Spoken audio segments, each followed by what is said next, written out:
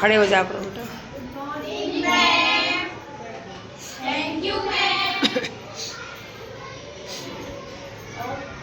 आज आपको पादपों के बारे में पढ़ाएंगे, ठीक है। आपकी लेक्चर है ये, उसी के साथ थोड़े बहुत टॉपिक लेंगे। आज क्रिया सत्र का नाम है पेड़ पौधों की जिंदगी। आपको कभी पता है कि पौधे, कभी आप कश्मीर की तरफ गए हो, उधर के पौधों की स्ट्रक्चर देखी है, ठीक है, किस तरीके से होते हैं, कुछ इस तरीके से होते हैं। और अगर आप यहाँ के पौधे देखो तो कैसे होते हैं, भरे हुए, मतलब एनवायरनमेंट के हिसाब से हमारे पौधे की स्ट्रक्चर भी उसी तरीके से चेंज होती है। जैसे रेगिस्तान में देखा है हमने कांटे वाले, ठीक है, तो इस तरीके के वो होते हैं, पौधे होते हैं, क्योंकि वो वहाँ पे पानी की मात्रा कम होती है, ठीक है।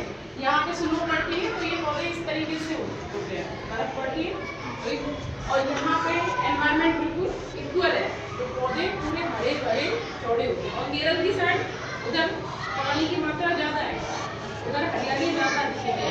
केरल की तरफ दक्षिण में पानी की मात्रा उधर ज़्यादा होती है, क्योंकि हमारा जो इंडिया है, स्ट्रक्चर देखोगे इंडिया का, तो कुछ इस तरीके से हम उसको लगभग एक आइडिया बना रही हूँ। ऊपर से ढलान नीचे जाती है, ठीक है। तो ये हमारा देश है, यहाँ हमारा राजस्थान, इधर कश्मीर, इधर केरल, कर्नाटक दक्षिण वाला हिस्सा, और इधर पश्चिम। तो उसी तरीके से हमारे एनवायरनमेंट भी चेंज होता रहता है, ठीक है। अब आ जाते हैं पौधों पर। पौधों का कभी देखा है आपने कि पौधों से हमें क्या क्या मिलता है? ऑक्सीजन मिलता है, हवा मिलती है, फल मिलते हैं, दही छाल मिलती है, लकड़ी मिलती है, ठीक है, फल फ्रूट मिलते हैं, काफी सारी दवाइयाँ मिलती हैं, काफी सारी मेडिसिन मिलती है ना, आयुर्वेद बनाता है ना, काफी सारी मेडिसिन सारा पौधों से मिलती है, आयुर्वेद भी, होम्योपैथिक तरीके की, ठीक है। अपन के एलोपैथिक में केमिकल्स आ जाते हैं, ठीक है। अब एक बच्चा खड़ा हो गया,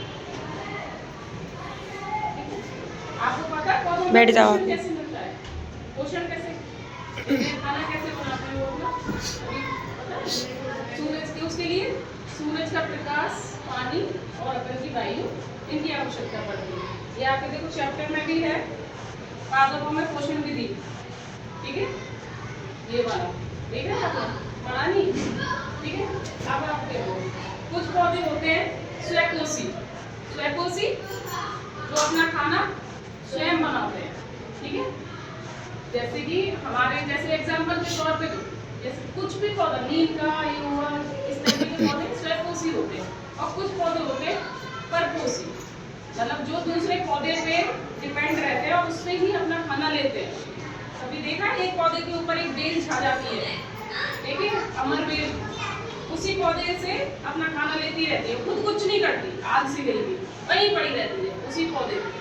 वो बेचारा मेहनत करता है, खाना बनाता है, वो उसके खाने को खुद ही ले लेती है। कभी देखा हमारे बालों में जूं पड़ जाते हैं, वो भी एक परपोषी है, हमारे ब्लड को खाते हैं, ठीक है। तो ये होता है हमारे पौधों से कार्बोहाइड्रेट मिलता है हमें, कार्बोहाइड्रेट, कार्बन, हाइड्रोजन, ठीक है। और पौधों से हमें क्या क्या मिलता है? ऑक्सीजन मिलता है, जिससे हम पूरे डिपेंडेंट हैं। कार्बन डाइऑक्साइड हम जो छोड़ते हैं वो लेते हैं, ऑक्सीजन बाहर निकालते हैं, ठीक है। अब नेक्स्ट है पादपों में खाद्य संचरण का उपक्रम, ये पढ़ा है आपने? नहीं पढ़ा, ये देखो सूरज का प्रकाश पत्तियों को गया, इधर से नीचे से इन्होंने जल लिया, कार्बन डाइऑक्साइड हमारे द्वारा नहीं, और इन तीनों चीजों को मिलाकर हमारा ये खाना बनता है, ठीक है। ये जो पत्तियां है ना, यही भोजन बनाती है बेसिकली। इनके अंदर जो ये हरे कलर की क्यों होती है?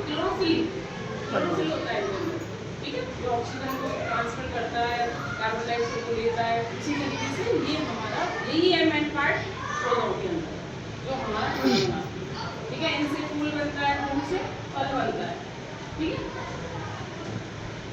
ये देखो ये है क्लोरोफिल, ठीक है। इस तरीके से हमारा खाना बनता है।